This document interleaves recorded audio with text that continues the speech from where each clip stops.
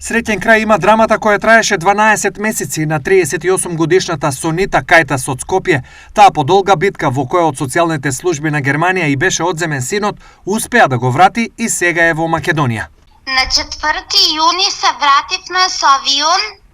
Убаво го поминавме патот, Албертино не плачеше ниту ништо, се стигнавме среќно во Скопје. Кое е чувството за младата мајка да биде со синот 24 часа на ден и во својата држава?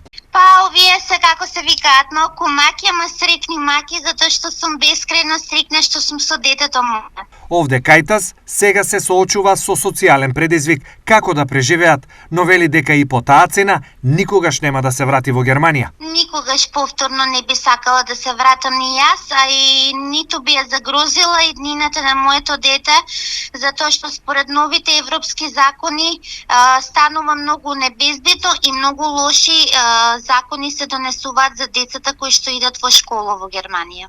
Кајтас е презадоволна од ангажманот на нашите дипломати и во оваа прилика повторно им се заблагодарува. Јас сум бескрајно задоволна од нив и додека сум жива не можам да им се одолжам за ова се вика Божи благослов што они успеа да ми го земат детето, затоа што ние се боревме фактички како со едно чудовиште поголемо од нас милион пати и успеавме конечно, значи ние не можеме да им се одолжиме на нив.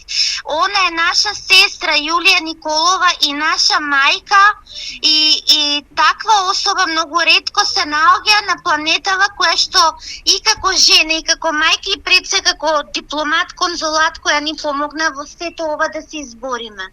Животниот кошмар на Сонита Кајтас започна пред 12 месеци кога социјалните служби од Германија и го одземаа синот и кој беше предаден во специјални установи и згрижувачки семејства, а контактот со нејзиниот син и беше ограничен.